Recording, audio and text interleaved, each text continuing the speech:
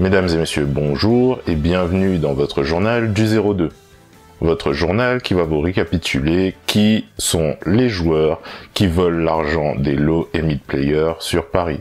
Et nous commençons comme chaque semaine, le lundi, à Bastille, rue de Lappe, au jackpot lors de cette petite weekly parisienne gérée par Knives et Kaoshi, où environ 48 personnes viennent se mettre sur la gueule, tout ça pour se faire voler par un top player. Reportage. Nous sommes à Bastille, au tournoi du jackpot, une petite weekly parisienne qui est tenue tous les lundis soirs par Knives et Kaoshi, où une cinquantaine de personnes se rencontrent chaque lundi pour donner le meilleur de soi-même. Du beau monde encore une fois ce soir, Otakuni, Léon, Pew, Flo ou encore OG se sont déplacés pour gratter leur thune. Nous avons donc demandé son avis à Knives, un des Théo présents ce soir pour cette édition du jackpot plutôt stack, et voici son avis.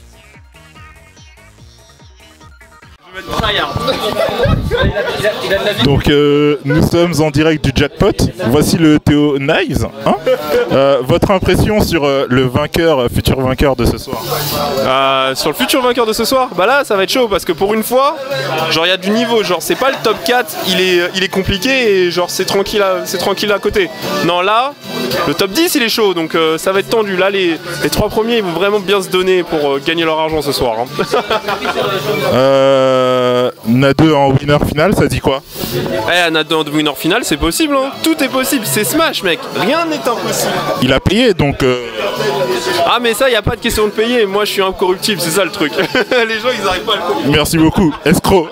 Nous avons rencontré un autre habitué du jackpot, Doute, qui se fait casser la gueule comme nous tous chaque lundi, et vous allez voir, il a un avis plutôt tranché et défini sur la communauté parisienne et sur ce top 3 à venir. Monsieur Doute, c'est ça? Quel est votre main ce soir? Ce soir c'est Olimar. Mais vous voulez 02, c'est ça? En fait j'ai une belle inspiration. Un mec s'appelle Na3 je crois, quelque chose comme ça. Il m'a montré sur Olimar tout à l'heure mec, je suis amoureux. Et Dabuzz, on s'en bat les couilles, c'est de l'eau, on est d'accord hein? Je connais pas. J'aime votre enthousiasme, c'est très très bien. Un pronostic pour ce soir sur... allez, votre top 3 de ce soir. J'arrive pas, je connais pas assez. Excellent top 3, merci beaucoup, bonne soirée. En résumé, pour cette 12e édition du jackpot, la grande finale était Léon contre Tag, Tag qui a remonté toute la loser bracket en appuyant sur le bouton A, s'est fait casser la gueule par Léon qui nous a mis sa grande épée dans nos gros culs à tous. Un top 8 complété par Pew et son inclin qui devient un petit peu plus solide chaque jour, OG, Lapogne et Flo, et en terminant par Amine et Otakuni. Qu'est-ce qu'il fout là?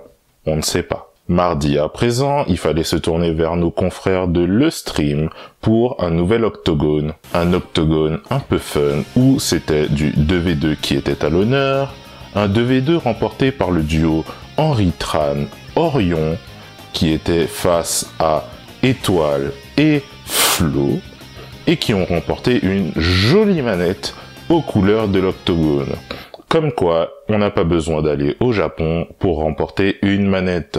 Tu m'étonnes qu'il y ait eu plus de 1000 d'écus. Mercredi.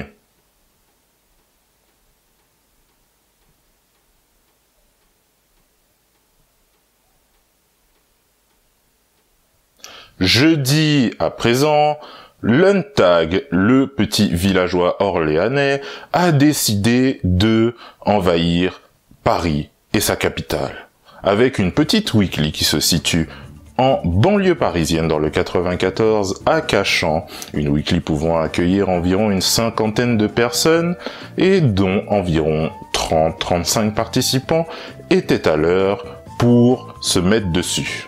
Luntag Session, une nouvelle weekly parisienne, où quelques jolies têtes d'affiche sont à l'honneur telles que Adriane, OG ou Nirose. Un des Théo sur place, Sesco, nous livre ses nouvelles impressions sur cette weekly. Monsieur Sesco, bonsoir.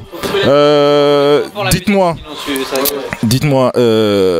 vous êtes ce soir Théo et certainement joueur pour Luntag session de ce jeudi soir. Est-ce que vous avez une petite idée du futur top 3 de ce soir? Le top 3 attendez que je regarde un peu. Alors là j'annonce top 3, ça va faire OG, Adrian, Niroz pour moi. Après je sais pas dans quel ordre. Je pense... Non, je suis pas encore... Je sais pas. Je sais que Niroz il est chaud en ce moment, donc il y a moyen qu'il fasse deuxième voire premier, tu vois. Adrian, je sais pas trop, il flemme un peu. Et ouais, je sais pas. Et si vous avez un ou deux joueurs outsiders à mettre une petite pièce dessus? Ah, les outsiders, il y a mon gars BLT, faut faire attention à lui. Il arrive très fort là, il fait des petits snipes, joue Wi-Fi, attention. Il arrive fort. Ça arrive fort, un BLT. Ça arrive. Et que pensez-vous de l'homme magnifique, splendide depuis qu'il est CR, Niroz? Oh là là, depuis qu'il est CR, mais il a changé, c'est un homme nouveau. Ah, déjà il commence à faire des résultats, des petits upsets sur Tag, tout ça, sur Dia, Four Seasons, tout. Non, franchement, je suis fier de lui. Hein. Puis aussi, il représente bien Belekoaf, tout ça, pas oublié. Et voilà, hein. Non, franchement, il promet. Il est chaud. Merci beaucoup, monsieur Sesko. Ah, de rien. On peut dire que notre Théo a senti le bon coup, car effectivement, le top 3 de cette weekly étant OG à la première place, suivi d'Adrian, et en troisième position, Niroz. Vous m'étonnez, bien évidemment, que Sesko a eu la banane à la fin. Un top 8 complété par Tonio, le Shibater, Dr. Dorf, Physis ou encore Warlon. Vendredi, pas de Sicom exceptionnellement, mais une Neocan néanmoins particulière car c'était la dernière dans leurs anciens locaux désormais. Nous sommes allés sur place et nous avons récolté l'avis d'un certain Fox que je qualifierais de what the fuck sur cette Neocan. Monsieur What the Fox, bonsoir. Nous sommes présents ici ce soir à la Neocan, session tournoi du vendredi soir. Que pensez-vous de l'ambiance générale de la Neocan? En tout cas, bonsoir. La Neocan, il y a une bonne ambiance. Ambiance tryhard, ambiance chill. Vraiment, c'est un des rendez-vous hebdomadaires sur Paris. Il y a des top français, il y a des joueurs qui débutent, il y a de tout vraiment. Donc si vous voulez progresser, n'hésitez pas, hein, vraiment, lancez-vous. Et au vu de tous les joueurs qui sont là, sur qui mettez-vous une petite pièce ce soir pour un futur top 3? Moi, comme j'ai toujours dit, Smash est un jeu qui se joue à deux. Et le 9-4 est toujours gagnant, donc pour moi c'est Léon. Léon il va aller loin. 9-4, 1000 juifs.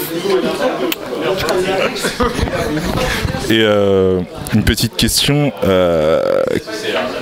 qui est free dans tout ça? Dites la vérité. Vous êtes venu chercher votre argent, c'est ça? Moi aujourd'hui je participe pas, parce que je me suis inscrit en retard, tu vois. Mais qui est free? En vrai, tu vois, Niroz, non, en vrai, depuis qu'il est CR, Niroz, j'avoue, je peux plus dire qu'il est free, tu vois. Là, maintenant, il mange bien, tu vois. Il mange bien, Niroz, maintenant, donc je peux dire qu'il est free, tu vois. Je sais pas, qui est free, vraiment. Non, j'avoue, Allez, on va comment, vas-y. Moi, en vrai, je sais pas, hein. Tu me poses une question difficile, hein. C'est une question difficile, là. Attends. Moi, je pense qu'un certain Neo Sky Blue est complètement free. Oh, je savais même pas qu'il était là. Bah ouais, bah t'as eu ta réponse. Neo Sky Blue. Neo Sky Blue.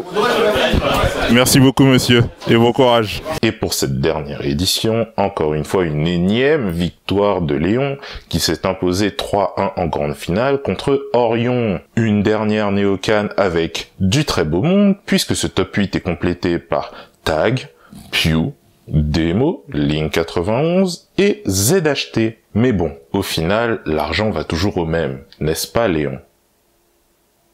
Tricheur. Oui. Samedi, car oui, les vrais guerriers ne se reposent pas même le week-end, le Smash Infinity ou Smash Bros Ultimate et Pizza font bon ménage. Cet événement situé à l'Upside Bar dans le 91 voit encore une fois le grand Léon s'imposer pour la deuxième édition du Smash Infinity. En grande finale, peu importe l'adversaire, j'ai envie de dire, on sait tous qui gagne, Pew s'est bien démené et a livré une bataille vaine pour laisser Léon gagner. À la 3e place, nous retrouvons Link 91 qui s'est bien démené pour représenter sa patrie. Dans le reste du top 8, nous retrouvons Amine, Nirose, Ryukai, le Shibateur ou encore 18 qui fait un très beau premier top 8 et personne ne l'attendait à ce niveau. Félicitations bro. Je suis impartial, qu'est-ce qu'il y a? Et enfin pour finir, Extra Life Café où le roi Amine trône paisiblement tous les 2 dimanches. Sur place, l'envoyé spécial qu'est moi-même a récolté des avis sur cet petit événement qui se déroule tous les 2 dimanches à l'Extra Life Café. Monsieur Sender, bonjour à vous. Bonjour. Dites-moi, aujourd'hui nous sommes à l'Extra Life Café pour un tournoi bi-weekly tous les dimanches, c'est ça? Que pensez-vous du tournoi en général? Bon état d'esprit, le niveau est quand même présent, des petits nouveaux quand même de temps en temps qui viennent tester, c'est sympa de les voir. Et non, bonne ambiance, en plus on peut avoir de la bouffe et des boissons, donc c'est cool. Non, c'est bien, il fait juste un peu chaud en bas, mais bon, à part ça, on est bien. Et en fonction du nombre de participants qui me semble 44 aujourd'hui, est-ce que vous arrivez à dégager un petit top 3 aujourd'hui? Y a Amine qui est sponsor en plus par le café, donc qui est toujours là. Fesse dure, donc, avec son Luigi qui est très très bon, qui fait des Zero to Death et compagnie forcément avec le perso. Troisième, je sais pas, non, j'ai pas d'avis. Peut-être moi, on verra. Vous avez un peu trop confiance en vous à ce que je vois là. Oui. Et dernière question, j'ai entendu dire qu'un certain DOOT était plutôt free aujourd'hui. Vous pensez que vous lui mettez un petit combien de stocks? 3 stocks, 2 stocks? 2 stocks, faut pas abuser non plus, c'est quand même Doute, c'est une petite légende dans le milieu qui a changé de perso nombre de fois, il a changé 2 fois de perso, de DK à Banjo et maintenant Wolf. Je pense que c'était un bon choix, mais il maîtrise pas encore son Wolf parfaitement, donc il est toujours en apprentissage. Pour l'instant c'est encore faisable, plus tard on verra, mais voilà. Et le Mi de Amine, éclaté ou pas éclaté?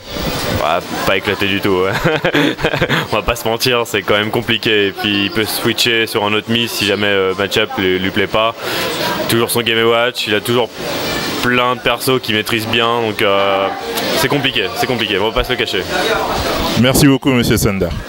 Mais un événement dramatique va subvenir pour cette 4e édition du Super Smash Road All Stars, puisque le roi Amine est tombé. En effet, c'est Tonio qui remporte cette 4e édition en battant Amine en winner, Amine ayant chuté en loser face au coronavirus. Tonio s'impose donc en grande finale 3-1 après un reset 3-0 de Virus. Et c'est Hannibal qui s'impose à la 3e place de cette 4e édition. Un top 8 complété par Benlos, Amine, Kingle, Shirko ou encore STMG. Merci à tous d'avoir suivi ce journal. N'oubliez pas de nous suivre sur les réseaux sociaux qui sont situés juste ici. Et bien évidemment, je souhaite à tous les low et mid players de casser la gueule de tous ces connards de débutés de top players qui nous prennent nos sous gratuitement. N'hésitez pas à lâcher votre plus beau like, à partager la vidéo et surtout à vous abonner. Je vous dis à une prochaine fois pour votre plus beau 02.